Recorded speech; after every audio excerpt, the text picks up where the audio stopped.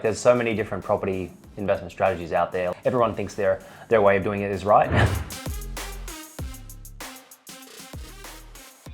Houses, townhouses, units, every kind of property that we bought, like literally doubled in value. And that's one of the things which I always try to do, is try to aim for a state, not just a suburb, because everyone, tries to have a crystal ball and pick which suburb's going to grow a fraction more than the other suburbs. But to me, it's really the state. Which state's going to go through that cycle next, and trying to time it before it does that. Mixed with obviously the, having a good rental yield, of course, like a 7, 8%, 9%, whatever it may be. And then obviously trying to buy something that's actually really good value based on what other ones are selling out there at the same time. So you're getting a bit of equity on the way in. Pattern recognition is what I've kind of like figured out with different states. There's a video that goes for about like 30 minutes where I'm explaining. I'll have to email that through, but I'll try to condense it down.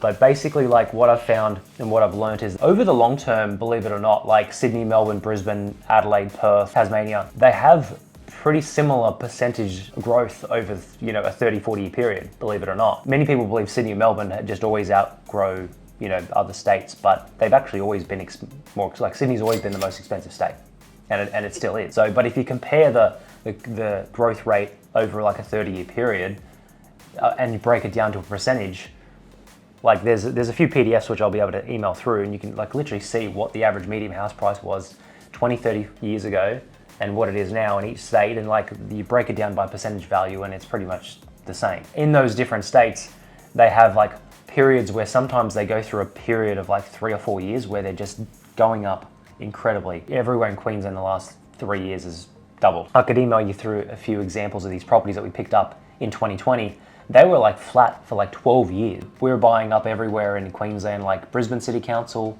Moreton Bay, Ipswich, Logan, Gold Coast, everywhere. And we were buying properties for houses for like $290 in 2020, and they previously sold for like $300,000 in like 2008. Like 30 minutes to the city. So they go through periods. And then they usually, following a flat period, usually they double in 3 to 4 years. As simple as that seems, that's usually what happens and what has happened over the past 30 to 40 years.